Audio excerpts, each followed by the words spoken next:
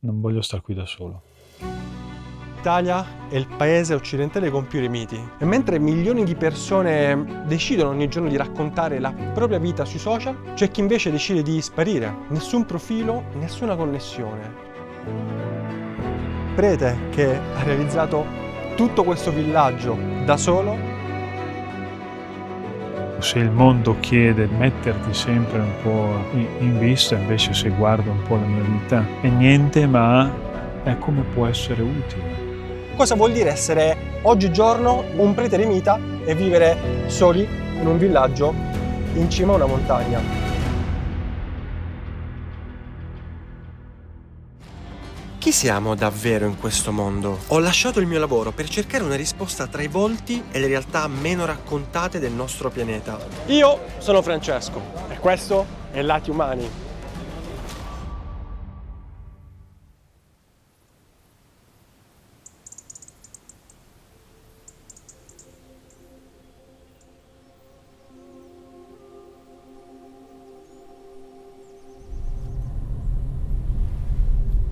A me guidare piace tantissimo, quando ho la possibilità di guidare, di andare fuori da qualche parte, lo faccio sempre.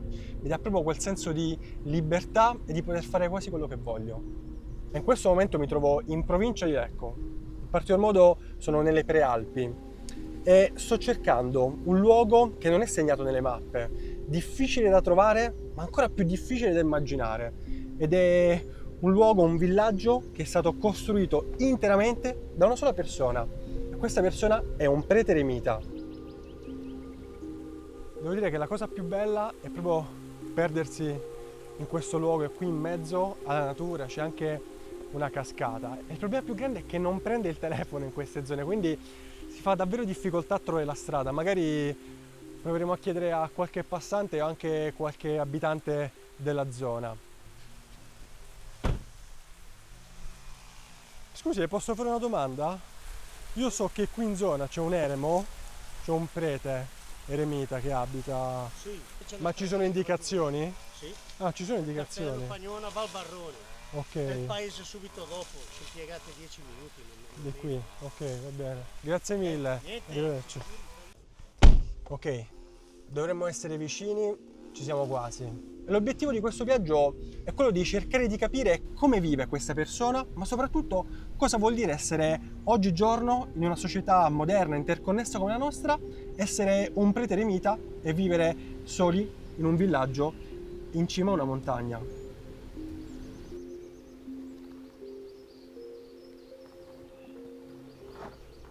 Il villaggio dovrebbe essere questo. Ecco, la prima cosa che noto è che sono veramente pochissime case. E mi sembra ci sia uno stile medievale fatto di pietre e di cemento. E l'altra cosa che non posso non notare è il silenzio.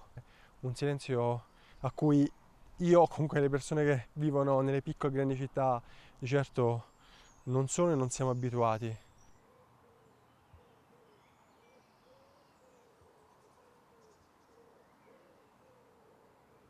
Adesso vediamo se riusciamo ad incontrare Raffaele, che è il prete che ha realizzato tutto questo villaggio da solo, e vediamo se lo incontriamo.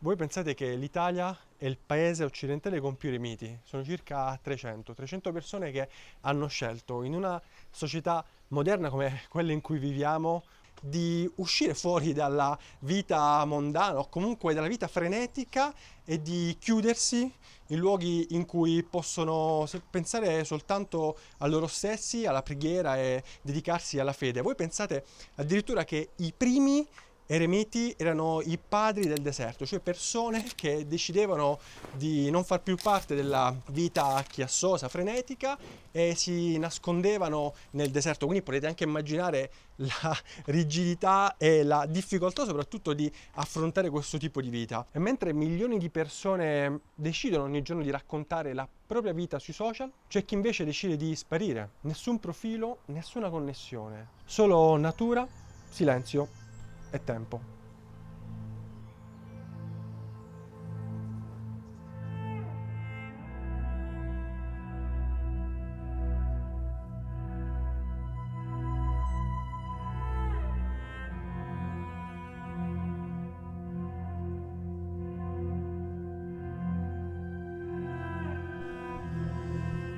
Gesù passa appunto dalla sinagoga alla casa, poi dalla casa alla strada. Sono un po' i tre luoghi, no, di Gesù, della sua missione. Il luogo del culto, la casa, più delle relazioni, la strada, degli incontri così occasionali. Gesù tiene sempre insieme questi tre luoghi. Tu che hai iniziato a girare il mondo avrai visto che ricorrono queste cose. I luoghi del culto, le case e la strada. A volte la strada e la casa coincidono, per tanti. A volte anche la strada e il luogo di culto coincide. In posti che hai visitato sei più meravigliato o incuriosito?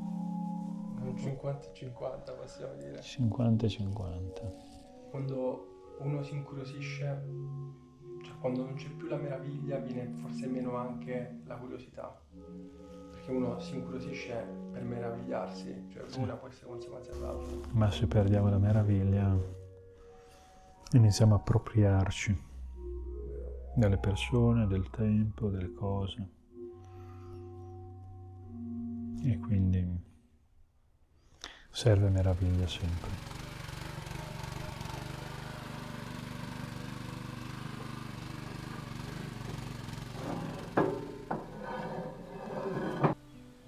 Come si vive qui?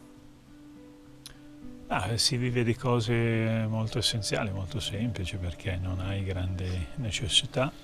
La vita eremitica è impostata su preghiera e silenzio, il lavoro, l'ospitalità. Questi sono i 4 pilastri.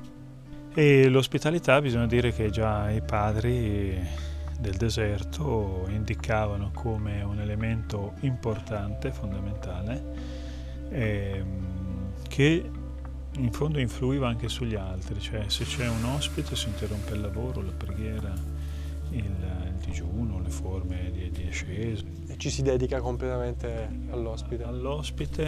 E poi lo si introduce piano piano secondo anche le sue possibilità, le sue capacità, le sue esigenze, anche ai ritmi della vita eremitica. E qui c'è la falegnameria, un piccolo negozietto. E qui tutti i giorni qui. sì, il laboratorio è qui, però i lavori sono vari, per cui c'è anche la carpenteria, bellissimo. i cantieri, e questo è il principale luogo di lavoro. Hai realizzato tutto quanto tu. E qui ho fatto poco perché è bastato cambiare il tetto, poi non ha grande necessità.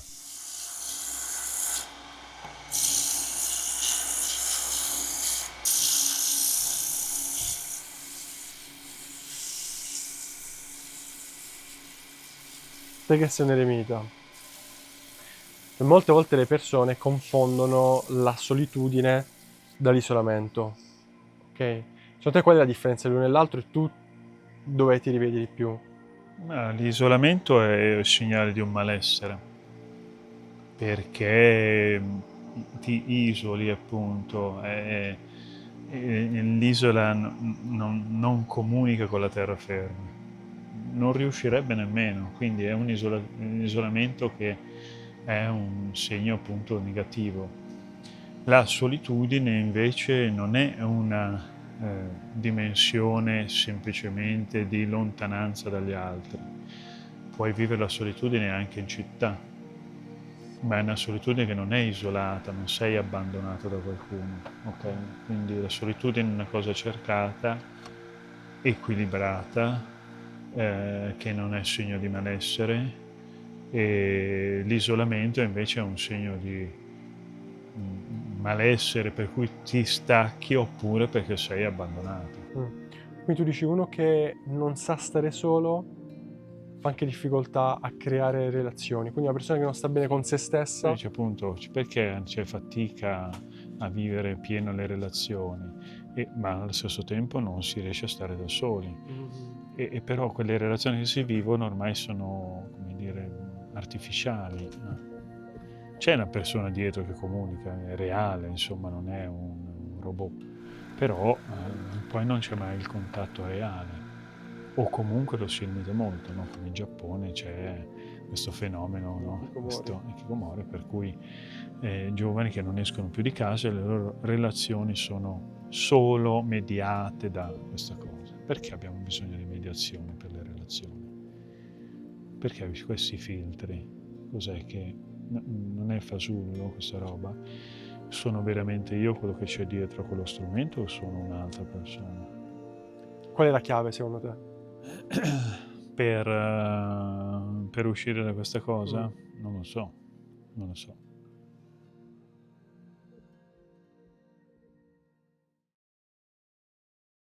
Ora è 6 del mattino e questa mattina ci siamo svegliati così presto perché la vita di un prete eremita è scandita da orari molto precisi. E poi non so se si sente, ma c'è un silenzio tombale.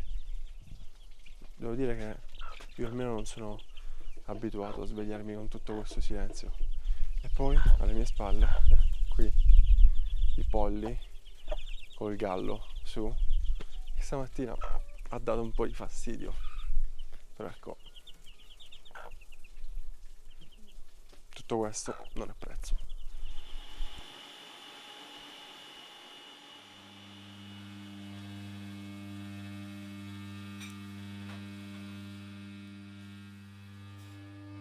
Ma quanto è importante per un prete eremita non avere la giornata scandita da orari precisi?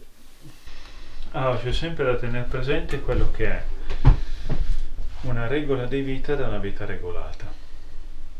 E sono due cose a volte coincidono, a volte no.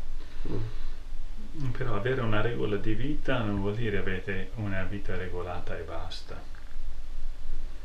Vuol dire darsi degli orientamenti, degli obiettivi, questa cosa all'interno di un cammino che è già dato. La vita eremitica non è da inventare, cioè poi la declinazione ovviamente va da persona a persona, non c'è un eremita uguale agli altri. Io sono fatto il segretario degli eremiti italiani, sono circa 200 e non ce n'è uno uguale all'altro. Quindi questa per me è la prima volta di tante cose, ma cioè il pane chi ti ha insegnato a farlo? Da autodidatta o... C'è uno strumento eccezionale che è YouTube. Su YouTube sei andato veramente? Certo. Ok. E impari a fare un sacco di cose. Ok, colazione fatta, adesso mi vado a cambiare perché cominciamo le prime attività della mattina e niente, non vedo l'ora.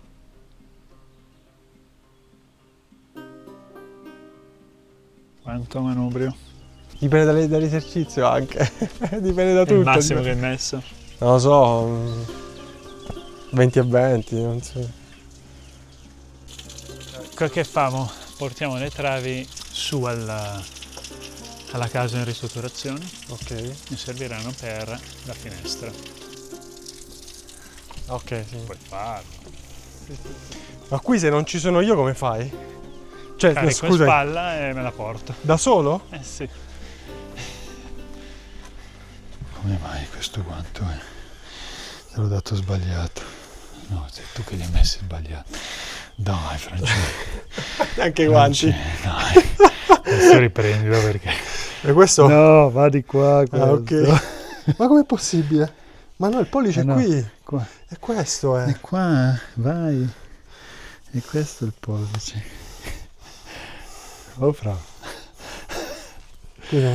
Così? Sì. A parte grigia lato fuori. giusto.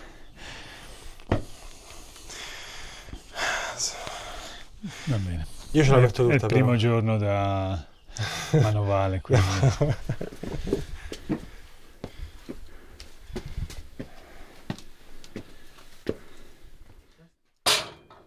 E questo.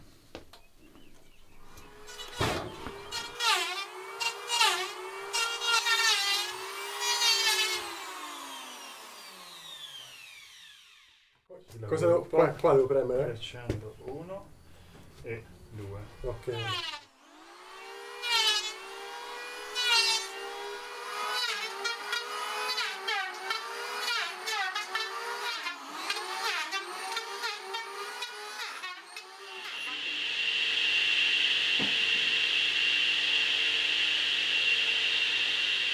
io che ho lasciato il lavoro di avvocato, mai avrei immaginato di fare questo. E mi piace anche tanto,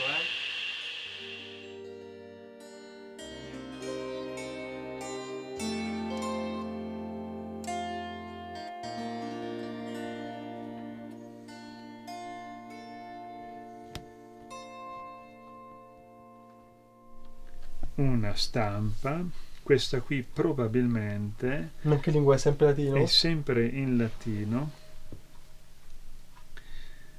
ma qui ci avviciniamo probabilmente sia per il tipo di carta e il tipo di carattere ai primi anni del Cinquecento. Ci avviciniamo molto vicini ai primi libri di stampa. Raffaele, dove ci troviamo in questo momento? Questo è un posto bellissimo, ma che cosa rappresenta per te? La biblioteca è la raccolta evidentemente del sapere.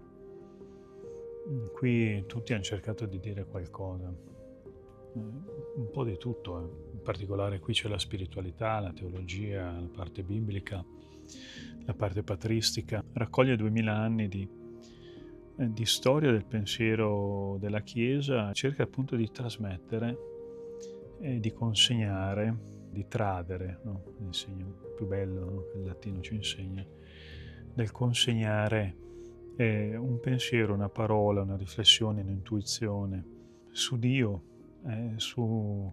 sulla Chiesa, sui rapporti tra fratelli, sul bene, sul male, tutto. Qual è la cosa più difficile nel vivere da eremita, secondo te? Dipende da persone a persone, dipende dal tipo di luogo, di via, tutto quanto. Per te qual è? Allora, un'esperienza qui quando stavo sistemando la prima baita e potevo venire su mezza giornata a settimana, quindi non potevo fare molto. Ero preso un po' dall'angoscia. Una sera, appunto, poi mi sarei rimasto la mattina e mi è venuto un senso proprio di angoscia, di buio. Dico, ma perché? Perché io torno giù in parrocchia, non voglio stare qui da solo. Poi ho detto, ma è tardi, forse è meglio che vado a dormire e poi domani con calma, quindi rimango indifferente, cioè nella differenza delle cose. Vedo domani, domani scendo. E il giorno dopo non sono sceso. Da quel momento lì in poi la solitudine non mi ha più toccato, mai. E questo. Cosa vuol dire per te oggigiorno, in questa società moderna in cui viviamo, in cui ognuno sente il bisogno, la necessità di connettersi con altri, l'utilizzo dei social? Cosa vuol dire isolarsi ed essere un eremita? Dipende anche dal concetto che abbiamo di... Tanto hai usato la parola isolarsi. E forse non è quella più propria dell'esperienza eremitica. E cerca invece una solitudine che è una solitudine sempre abitata, ovviamente da Dio. Non ci si ritira per se stessi o per una incapacità a vivere dentro la società. Tanto che un primo discernimento che viene fatto è proprio questo. È una fuga o è qualcosa che prevede appunto non la tua iniziativa, non il desiderio di isolarti, ma un qualcosa che interessa Dio. Entriamo dentro un po' la sfera della vocazione, che sempre la vita eremitica è una vocazione nella vocazione. E come sei cambiato da quando sei arrivato qui ad oggi? Allora, intanto appunto la vita eremitica non è da inventare, quindi ha già delle sue dinamiche che i padri del deserto, lì c'è un po' il mio manuale che tengo sempre presente, perché hanno filtrato questa forma di vita e nel filtro sono rimaste le cose più essenziali, più significative, ecco, quelle su cui puoi andare certo che questa forma di vita non ti inganna, e sempre metterti in confronto con gli altri. Per dare, come dire, un tono, ecco, alle tue giornate, sapendo che quello che fai è buono. Ecco, se il mondo chiede di metterti sempre un po' in vista, invece se guardo un po' la mia vita e dico è niente, ma è come può essere utile, dove non è l'utilità economica, a cosa serve, a cosa è utile, e spesso desumiamo dai termini un po' economici o produttivi, è il valore di una vita. In un mondo che corre sempre più veloce, connesso da reti invisibili che ci tengono costantemente uniti, c'è chi sceglie invece di allontanarsi. Qui, tra queste colline, un uomo ha trasformato l'isolamento in un progetto di vita, costruendo da solo non soltanto un borgo, ma anche un modo diverso di abitare il tempo. Accanto a lui, in questi giorni, ho capito che esiste una grande differenza tra solitudine e isolamento. La prima è una scelta consapevole, il secondo un voto che spesso si subisce. Forse la lezione più preziosa che mi ha lasciato Raphael è che anche nella distanza dal mondo si può ritrovare un legame profondo con la natura, con la comunità che ci circonda e soprattutto con se stessi.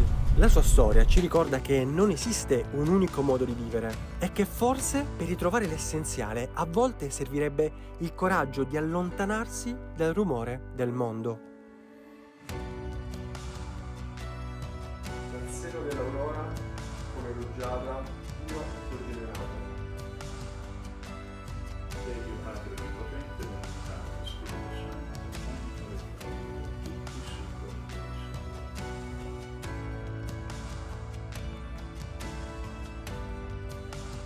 Comprendere sempre di più la tua carestia, dai modo al mio cuore di cogliere questo mistero così grande in cui tu offri la vita per me ancora.